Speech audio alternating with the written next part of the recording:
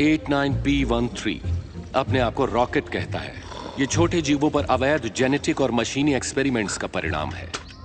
Guardian of the Galaxy के सबसे छोटे, सबसे इंटेलिजेंट और सबसे अलग मेंबर रॉकेट रेकॉन को हम सब तो जानते ही हैं, पर अब तक इस कैरेक्टर की बैक स्टोरी रिवील नहीं की गई है। तो गाइस, मेरा नाम है तकीर अहमद खिची और आज मैं आपको बताऊंगा रॉकेट रेकॉन की ओरिजिन स्टोरी। तो बिना किसी देरी के चलिए स्टार्ट करते हैं।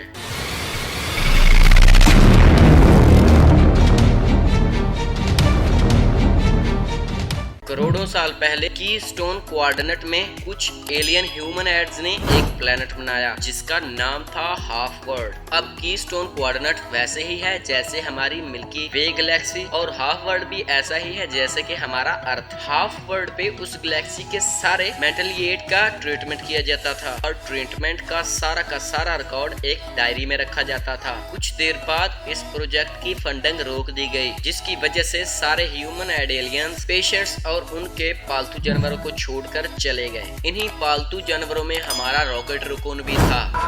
आओ, मरो, मर जाओ,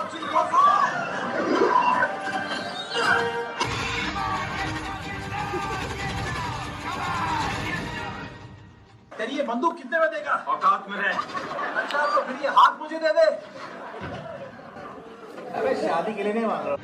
जाने से पहले उन्होंने इन पेशेंट्स के लिए रोबोट बनाए ताकि वो उनका ख्याल रख सकें। कुछ समय तक ऐसा ही चलता रहा, लेकिन टाइम के साथ साथ ये रोबोट्स भी स्मार्ट होते गए और उनमें सोचने और समझने की पावर आ गई। इन रोबोट्स ने बाद में सोचा कि पेशेंट्स का ध्यान रखना तो बहुत ही छोटा काम है और इसके लिए उन्होंने सारे पेशेंट्स के पालतू जानवरों पर एक्सपेरिमेंट करना शुरू कर दिया और जेनेटिक्स इंजीनियरिंग के हिसाब से उन्होंने इन जानवरों में इंटेलिजेंस डाल दी और इन्हीं जानवरों में हमारा रॉकेट रेकॉन भी था। उसके बाद उन रोबोट्स ने इस प्लेनेट के दो हिस्से कर दिए। एक तरफ वो खुद रहने लगे और दूसरी तरफ वो पेशेंट्स और उनके जानवर। कई दिनों तक रॉकेट और उसके जैसे कई दूसरे जानवर अपने मालिकों का ध्यान रखते रहे और जो डायरी ह्यूमनॉइड एलियंस छोड़कर गए थे वो अब उनके लिए रहनुमा बन चुकी थी और सारे पेशेंट्स उस बुक की पूजा करते थे। उस किताब में जो भी लिखा था वो उस धरती के किसी भी जानवर को समझ नहीं आता था, लेकिन रॉकेट को इतना पता था कि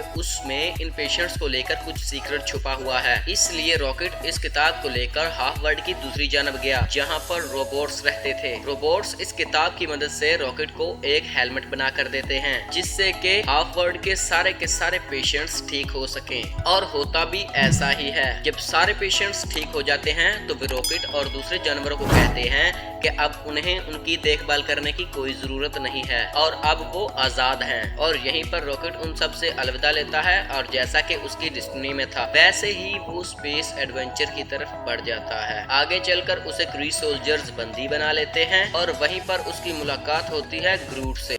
ग्रूट? तेरे तो पर निकल आए छोटे।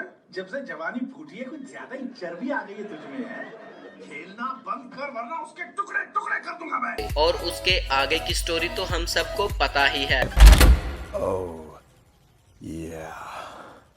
मुझे पता है कि रॉकेट जैसे कैरेक्टर के लिए ये बहुत ही नॉर्मल स्टोरी है, बट आप ये भी सोचिए कि ये स्टोरी 1980 की है और मुझे नहीं लगता कि मूवीज में रॉकेट की ऐसी ओरिजिन दिखाई जाएगी। फिर भी आपको रॉकेट की ओरिजिन स्टोरी कैसी लगी प्लीज हमें कमेंट सेक्शन में जरूर बताइएगा। ऊपर से लेटेस्ट सुपर न्यूज और ऑसम सुपर न्यूज फैक्ट्स के लिए हमारा चैनल सुपर ट्रांसपोर्टर जरूर सब्सक्राइब कीजिए। Thank you guys. मेरा नाम है तकीर अहमद खिची और आप देख रहे हैं super transporter YouTube channel. Signing off.